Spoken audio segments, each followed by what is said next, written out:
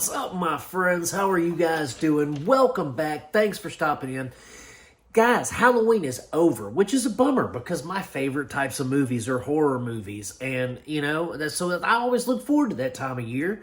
I look forward to October when it's time to watch predominantly horror films, right?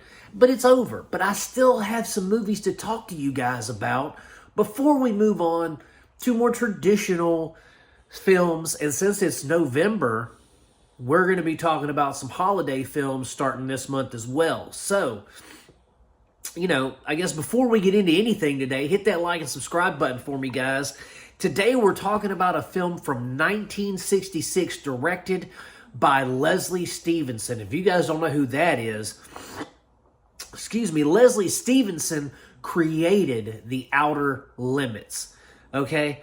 And this film, I saw it from, I bought a film from, I think it was Arrow Video.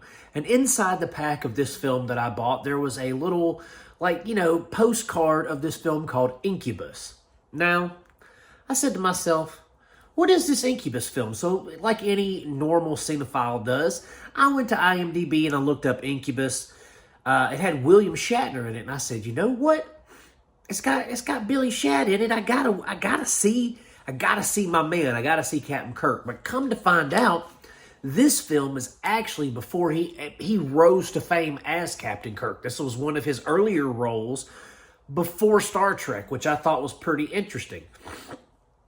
And this is also this is a film about a soldier who he's healing from wounds. He goes to this village where there's like this healing well, but the healing well, there's also these girls, which I kind of equate to sirens, but they're supposed to be, succubus, basically. They're supposed to be like women, demons that lure men in and all that kind of stuff. And there's two sisters, and Marc falls in love with one, and because she falls in love with him, the demon in her, it kind of tortures her soul. She can't really submit herself to the devil because she feels love. It's like a really preposterous story. But this movie is actually talked about in film circles quite a bit because of its cinematography, its tale of religious morality and things like that. And the original print of this film was actually believed lost until it was discovered in 1990 in France. So I figured that's kind of interesting. It's considered a cursed film also because Milos, I think it's that guy's name. He killed his lover, who was actually Mickey Rooney's wife, and then he killed himself. Plus two other people in this movie offed themselves at some point. So it was like, golly, cursed production. And another thing is, this film is often, I liked it because it was unique. I saw it had William Shatner in it, and I said, I have got to check this out. And so I've been putting it off, and it had been fairly expensive, right? And I was like, I don't want to pay a whole bunch of money for a movie I'm not sure I'm even going to like if I do watch it. And so I just kept it on my watch list, and I kept checking the price. I was going to rent it at some point, but the rental price was absurd too. Finally, the other day, I was filming something, and I saw that Incubus postcard on my desk, and I said, let me go see if I can find this flick to check out. Sure enough, it was on Amazon, and it was only $3.50 to buy. So I said, you know what? Why not? I got it. And guys, at first, I thought, this is a Spanish film. Okay, we've got William Shatner speaking Spanish. That's what I thought. But this film is actually best known for being filmed entirely in this artificial international language called Esperanto, right? And that wasn't William Shatner being dubbed like I thought it was. That was actually William Shatner speaking the dialogue phonetically, because that's how he had to learn it.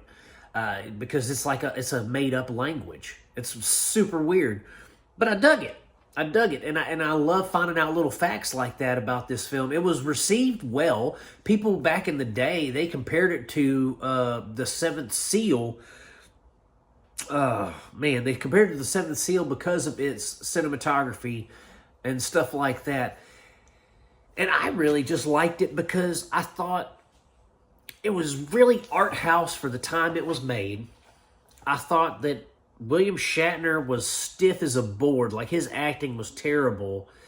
And the overall, I guess, scope of the picture was very isolated. I would compare it to something, if you were to compare it to something of today, I would say it would be kind of like the film The Ritual, or maybe even Midsummer. Something similar to that, in the vein of a guy goes to an island. He's a broken soldier, mentally, physically. He's trying to get healed. This island has these, mystical well on it that it apparently has miraculous healing properties. He goes there. He meets these two sisters. They're both servants of the devil. He falls in love with one. She falls in love with him, and then the rest of the devil-worshipping ladies turn on her, make her suffer. They summon an incubus, hence the title of the film, who goes and punishes her. And yeah, there's a little bit of SA, but it's not graphic. You don't see anything. You see a shirt rip, and you see a face in anguish, and that's about it. There's nothing graphic, nothing triggering or anything like that. So it's a very tastefully made supernatural horror film about the morality of love and what you would do to corrupt someone if that was your mission. Like the sisters, they seduce these men who are inherently black of heart. They're corrupt, scummy dudes.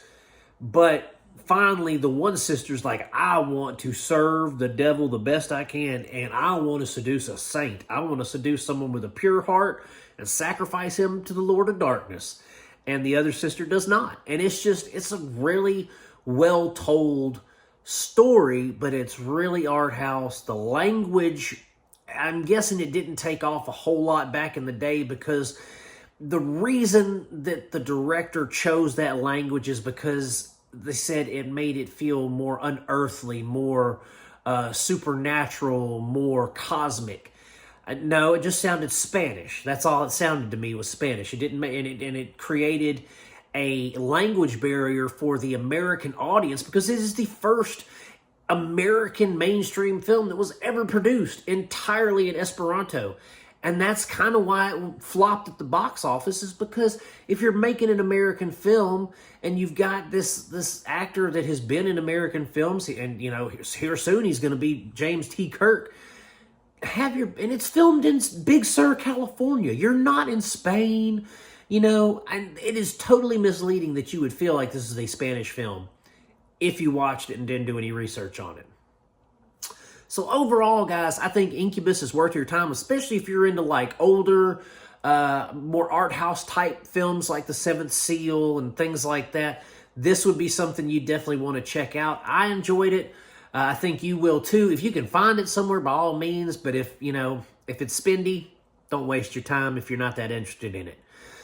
It's definitely going to be an acquired taste type of film. But that's it for Incubus, guys. Thanks so much for hanging out with me. Hit that like and subscribe button on the way out. And as always, my friends, I am going to keep making them as long as you keep watching them. Peace out. God bless you, and I will see you soon.